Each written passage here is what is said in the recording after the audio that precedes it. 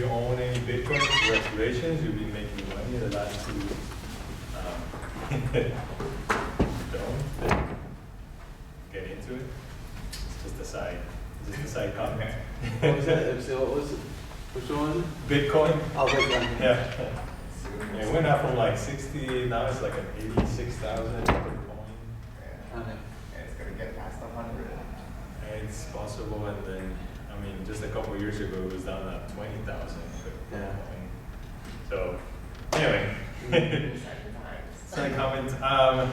So thank you everyone for coming. We'll talk about your business model and the profitability of it.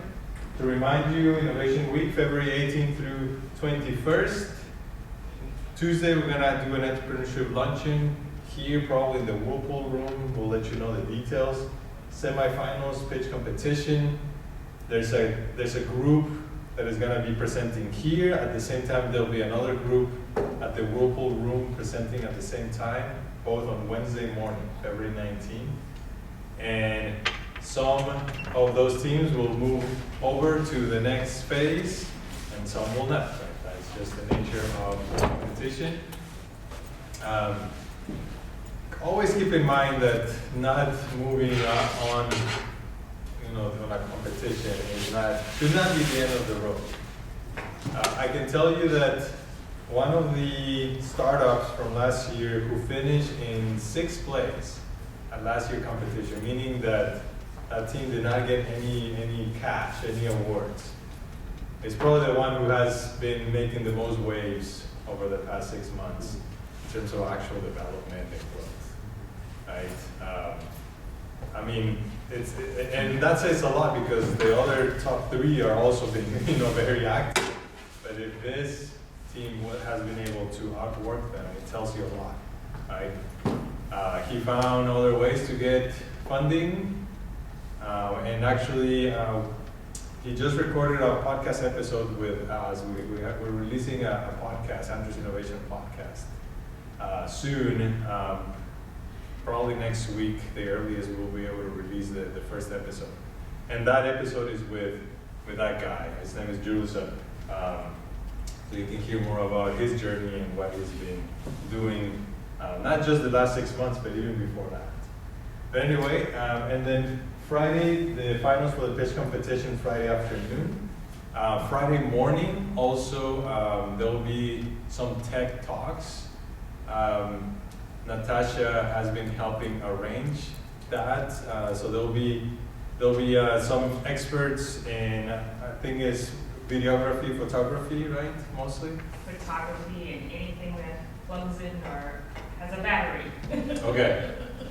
So two guys who are experts in that, that work at the Adventist Church in different areas. They're gonna be here on Friday morning.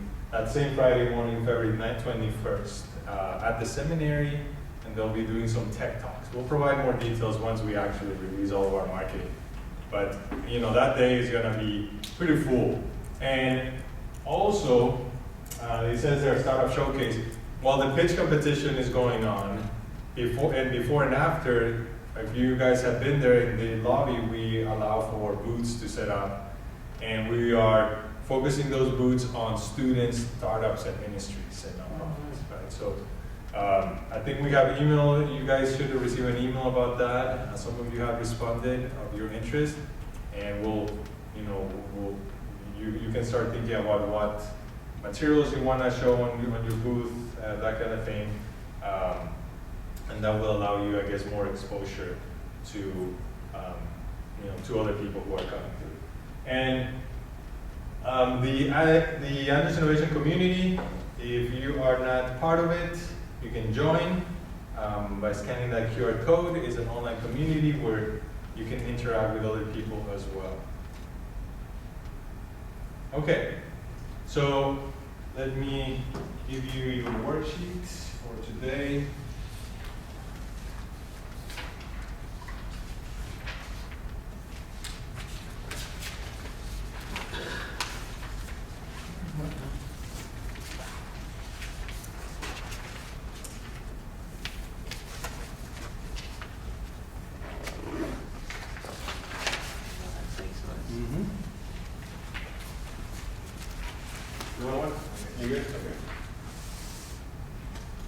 Okay, so as part of your business plan, whether you're part of the pitch competition or not, your revenue model is really important. Of course, everything is important at this point, but there's a reason why we are adding this, or we're doing a seminar specifically on this, just because how important it is. Now, I gave you two things. One is a worksheet that we're gonna fill up today, and the other paper I gave you is this page. It says Lean Canvas. There are many ways to structure a business model. For a startup, which is what most of you are, or will be, the Lean Canvas model is really good. Why? Because it's simple, it's not too complicated for you to create a business model just using this, and most likely your business model is going to change repeatedly, often. It should change as you discover new things. So creating a business plan that is, 20-page business plan, unless you're required to do it by an incubator or accelerator, you shouldn't have to create a 20-page business plan. This is all you need, right? This is all you need. You can see the different parts of it there. But last week we went over customer segments. We talked about who's your customer, market size, all those things. And then today we're going to talk about revenue model. Revenue model factors in the two spaces at the bottom, which is revenue stream and your cost structure. Now, specifically for the pitch competition, the slide related to revenue model is gonna ask you how will your organization make or get money, and what is your revenue forecast for the next 1 to 3 years. If you only want to do 1 year, that's fine. If you think you can project for 3 years, excellent, but that's really difficult. And then estimated expenses or costs for the next similarly 1 to 3 years, right? So that's what the judges are going to expect you to talk about. So we'll go over that today to help you have a better understanding of what those things mean. Okay? Okay, so at the core is a very simple thing, right? At the core is a very simple thing. Profit is revenue minus cost, right? This is a very simple thing.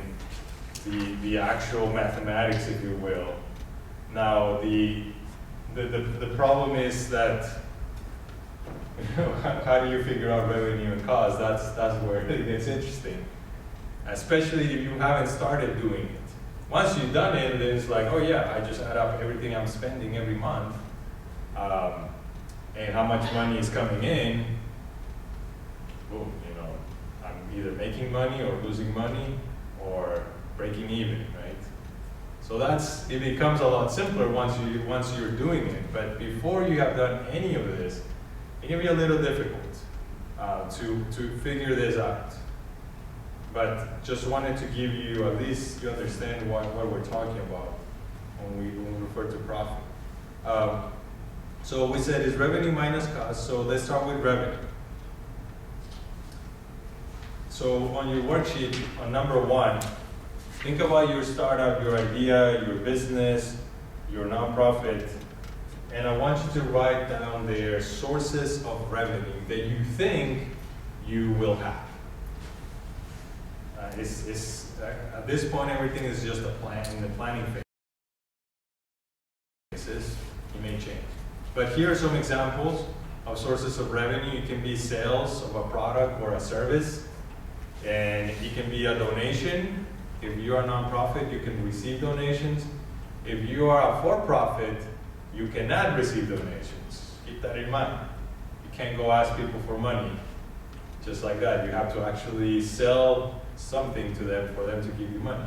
If they give you money, if you're a for-profit company and they just give you money and you didn't give them anything in return, that's called money laundering. A lot of businesses do it.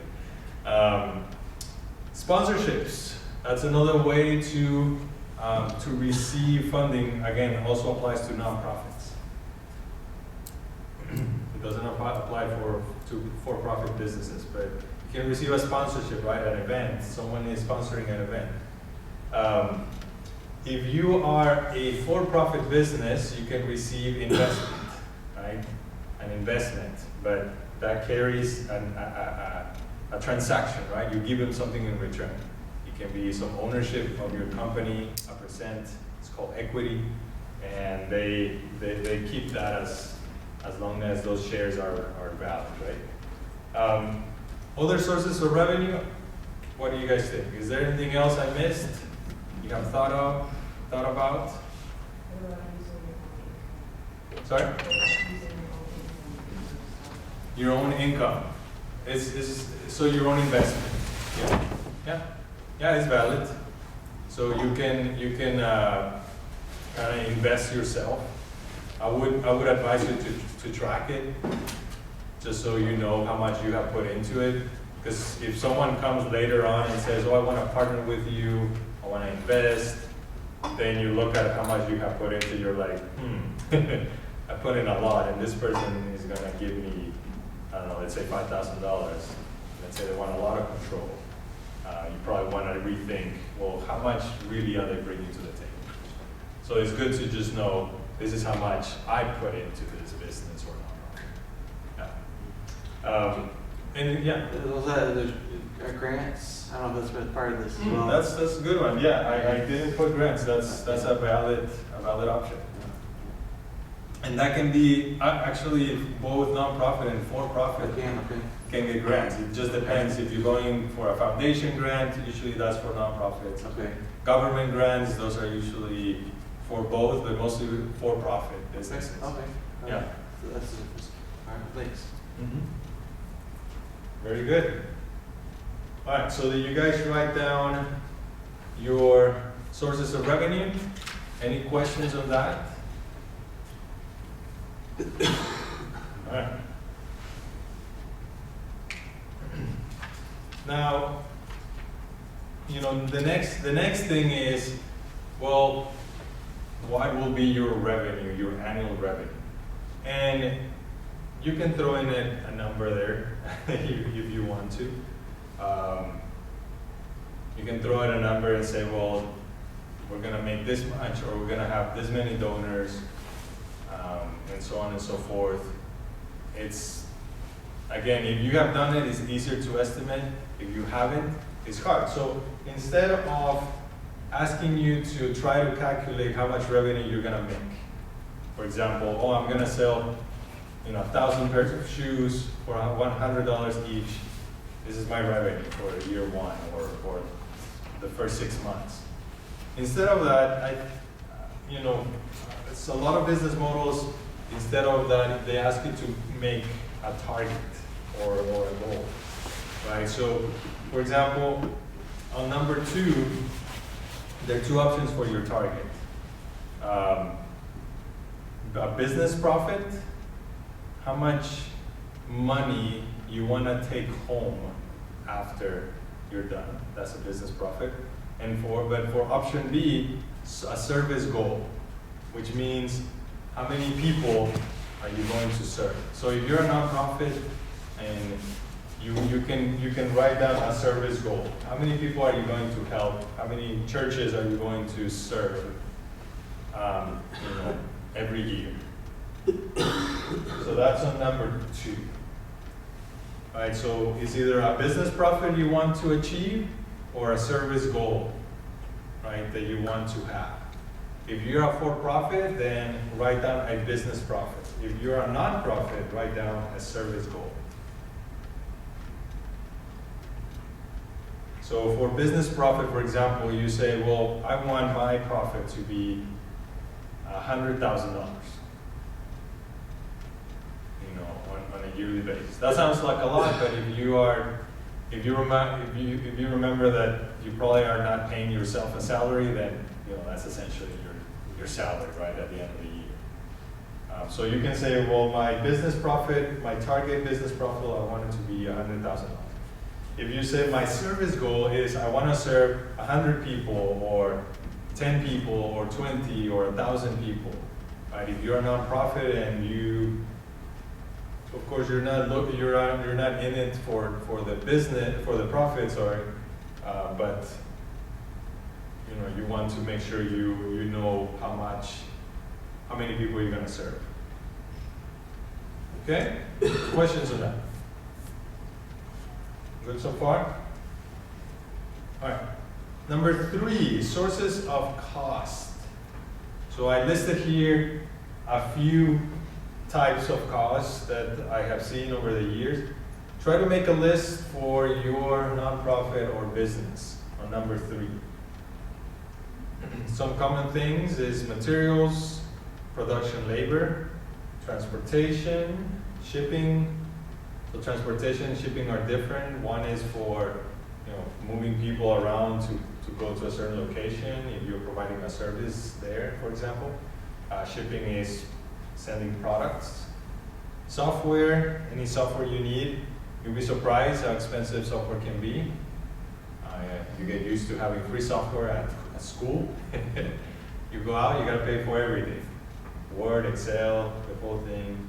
Google Drive is free, but it's limited in the space you're allowed. So at some point, you're gonna start paying at least $2.99 a month or something. Equipment, any equipment you might need, computers, etc. So this is both fixed and variable costs, right? So some of it is, you know, every month you're paying a certain amount. Some of it is variable, like, you know, you buy a computer and you know it's gonna last you for, let's say, 5 years. So it's variable. It's a variable cost. Marketing cost, usually we don't think about that. Usually marketing, can be estimated as 5% of sales. Accounting, that can be anything depending how complex your organization is. Administrative, so as you can see, production labor, I separated that from marketing, accounting, and administrative. Where production labor is more directly for, you know, actually making a product that you're gonna sell. Licensing fees, if you need to license someone else's copyright or patents or, you know, any of that nature. Rent, lease, if you have an actual physical location, and utilities. So I don't want you to write down how much, I just want you to write down the sources of cost that you think you will have.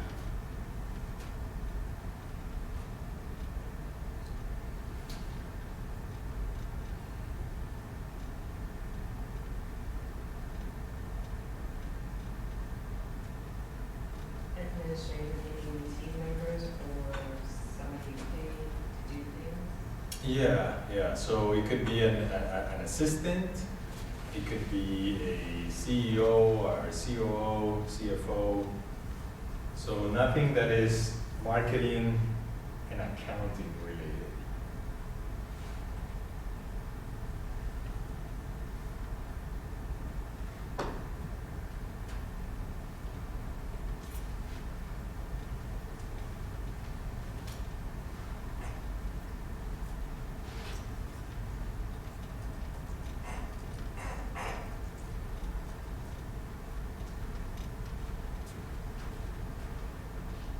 All right, any other questions?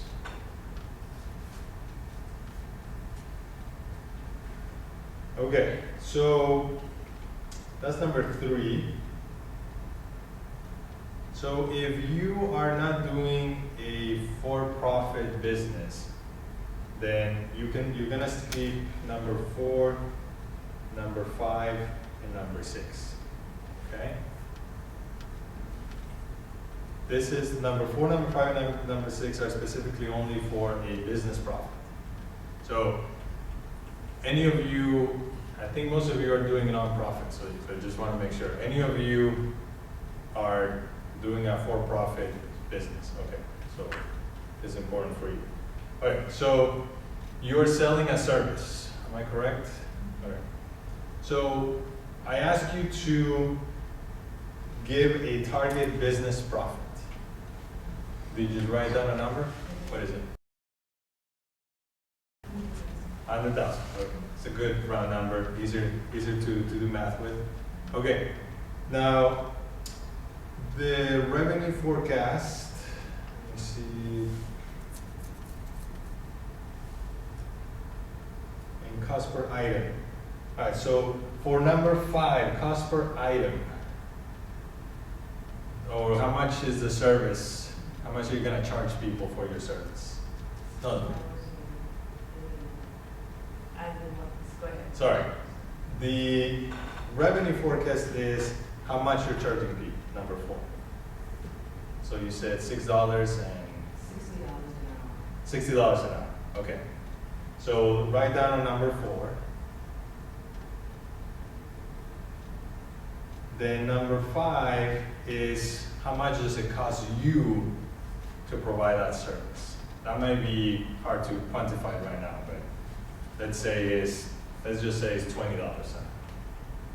Just for the sake of doing some math. Okay, so that means that your profit per hour, per hour of service is $40. $40 an hour. And you said you want to make $100K in profit. So if we divide 100K divided by 40, it gives me, which is number 6, 2,500 hours.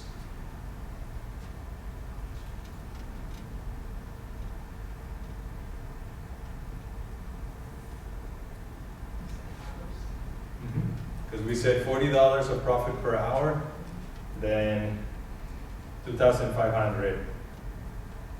You need 2,500 hours a year to get a profit of $100,000. So 2,500 hours, how many is that per month? About 100 hours a month. That's, You said you divided by 12? I multiplied divided by 12. 2,500 divided by 12. Wait, that should be 200. Yes, you're right. I'm divided by 24 for some reason. 200 hours a month. Okay? So that means you need 2 people. Because, unless you're working 50 hours a week, plus all the other administrative tasks you're doing, marketing, etc., then it's probably 2 people delivering that service, and and kind of booked, for 100 hours a month for each of those people. Of course, $20 an hour in terms of cost may be more than it should, maybe it's less, because if you do a lot of your own marketing, if you do a lot of your own administrative, if the service is like through Zoom or in person, then there's not a lot of costs other than maybe a Zoom subscription and things like that. Yeah. Okay? But that gives you a revenue model that you can use to figure out what is your revenue, what are the potential costs and expenses, how much profit I'm trying to make, then how much hours of work I need to deliver, and if that sounds like that's a lot, that means I need to hire people, maybe that adds to my cost, right? So that whole thing in itself, that's your revenue model. So in terms of a for-profit, that kind of closes the loop, right? It's easier to say, I want this profit, let me calculate everything under that, rather than try to figure out, how many hours am I going to do every week? Oh, that brings about a profit. I'd rather do it the kind of in reverse. Start with the profit first, and then you create your model of your business around that. Yeah. Okay, now let's go to nonprofits. In terms of a nonprofit, you are not looking to make a profit. You could, and you have to reinvest it back into the business. But let's say at this point that it's either 0 or negative. You're not trying to end up with money at the end of the year. You want to spend it all to serve the people, who you're trying to help. So in that case, you go to number 7. What is the cost per service? What is your cost per service? Right? You listed in the source of cost on number 3, and if you want to just throw a number for right now, just to help you like do some calculations and then you can correct those numbers. Let's say I use the example there. Let's say the cost to serve one person or a church is $25. For Macarios, you guys have to transport students to go to a church. You gotta, I don't know, rent a van or a minibus. That's probably more than $25. Gas, food, potentially, maybe the church gives you food, I don't know. Any materials, things like that, right? So there is a cost per service. So that's your number 7. And then let's say, what is your goal in terms of, how many do you want to serve per year? Let's say you want to serve 100 people or 100 churches in 1 year.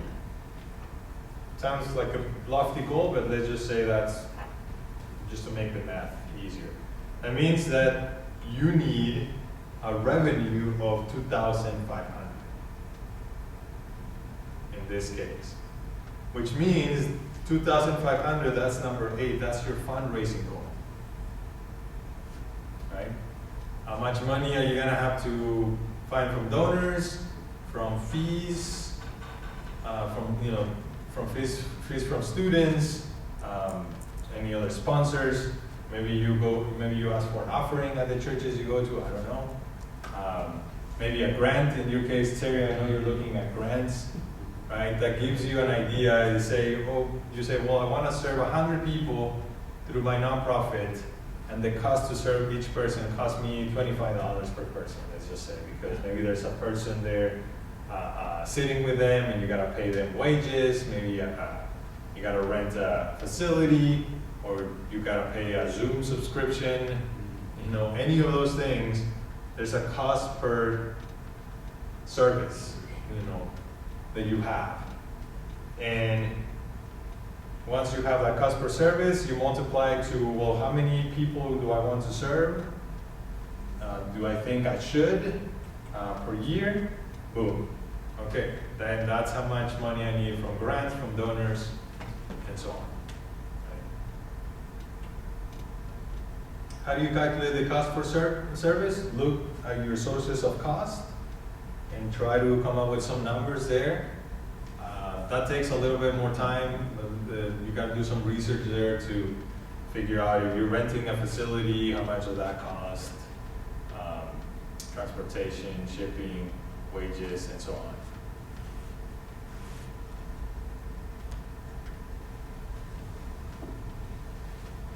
Okay, questions on number 7 and number 8? If there is something, I'm sorry. Yeah, go ahead. That you mentioned there, so if there is something that's carried over, or so if just something, as a nonprofit, is it, would we get in trouble if we carry some over to use for another project later, or, just not No, necessarily usually you don't. Okay. As long as you use it for the same purposes of same the problem? Yeah, nonprofit. okay, right. Yeah. So as long as it's in, Right. so it's not, so it doesn't go to 0. Right. Yeah, if we have extra, we use, we keep using it. Right. Yeah, okay. But that's good. Okay. Yeah. Nonprofit, Yeah, it doesn't mean that you cannot make a profit. right. It just means that you cannot Yeah. take the profits out of the organization. You gotta keep the profits in. Right. So for example, you can pay the people who are helping. You can pay yourself, the other people who are working within the nonprofit, right? Everyone can get a salary. And if after, everyone got a salary, there's still money left over, then it has to stay within the organization, Right. In the bank account of the organization, and it has to be used for the purposes of the organization. So maybe maybe a project the next year or something. Right. If we're not done this year, we set the extra money. Sure. a project next year or something. Yeah, if you're done for this year, then yeah, you look at Yeah. what can we do for next Yeah. cycle. So for example, if you started on the first year and you got a bunch of grants from the government, Yeah. then you were subsidized in a sense, right? But then next year too, maybe you will not be subsidized. Ah, So sure, you, right. so you're thinking like whatever profit we make from year one, we carry it over and then that allows us to year two to continue. And then what you make from, year two, then that continues, right? Right, so that just gives you an idea of how to sustain the nonprofit organization, year after year. So when it comes to the pitch competition, for this slide specifically, what the judges are going to expect you to see is how will your organization make or get money, and that's number one on your worksheet, right? Sources of revenue. They're going to ask you, they're going to expect to see, are you going to sell something? Are people going to donate to you? Now be careful when you say donations and grants, because then the next question is going to be, what's your sustainability plan? Meaning, are you going to get those donations and grants every year? Right. And if you're like, I don't know, then you're done. You're done. Judges will not take that very, very happily. You got to say, well, yeah, I have a very strong donor base, and they're gonna give me money every year. For example, there was one of the winners last year who is an online church. His revenue plan was offerings, just like any church receives offerings. And he showed us what offerings he has been receiving already for the past 2-3 years through his online church. And he met the requirements, right? He showed that he was making enough, he was getting enough money to continue the church, the online church going, right? So that's the first bullet point. The revenue forecast that we just talked about, if it's donations, if it's sponsors, what is your fundraising goal? What is that forecast that you expect to receive and from where? If it's, actual revenue from sales of a product or a service, again, what is the goal that you set up for yourself and is it achievable? And similarly to expenses, okay, this money is coming in, I'm spending this much, and what is my equation at the end of the day? Is it at least zero or positive, right? For a nonprofit, most judges will be okay seeing a zero, money in, money out. For a for-profit, if it's a zero at the end, that's not very, very profitable. Any questions on that?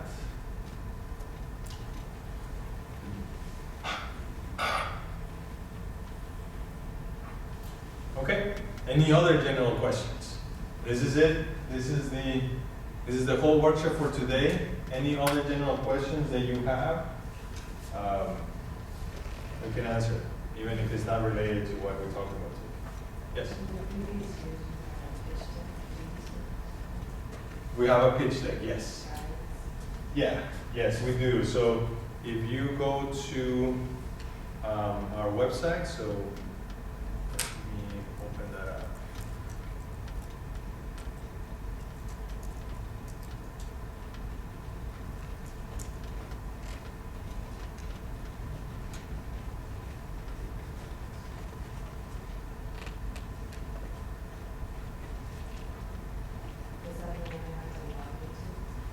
No, you don't have to log in into anything to look at the slide deck, at the template. So if you go to our website, andrews.edu/innovation, to the pitch competition tab,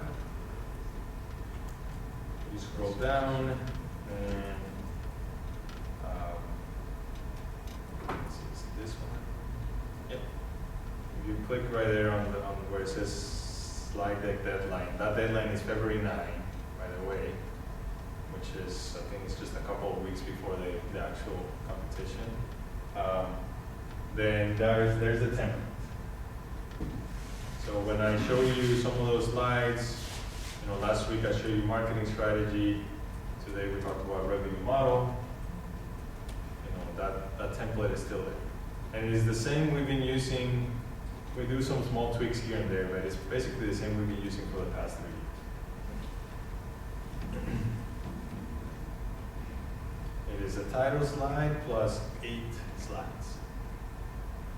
And I think I mentioned before, but if you didn't remember, each slide is worth 10 points. Okay. And so you can get 80 points for your content. And then I think you get another 20 points for your actual delivery, your pitch. You know, eye contact, not reading too much, that kind of stuff. Okay? Any other questions?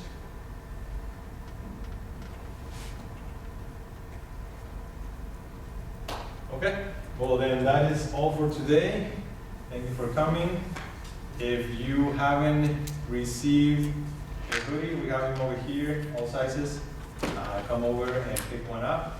If you need co-curricular, see, there was no one at the student life office when I went to, but if you write down your ID, I can, right here on this paper, I can give you, I can send you their information to them later. There's some stickers here too, if you want to pick one up. Andres Innovation stickers, Made in Andres stickers. Feel free, grab some goodies. I was thinking about like when you present the so it's class and edited value,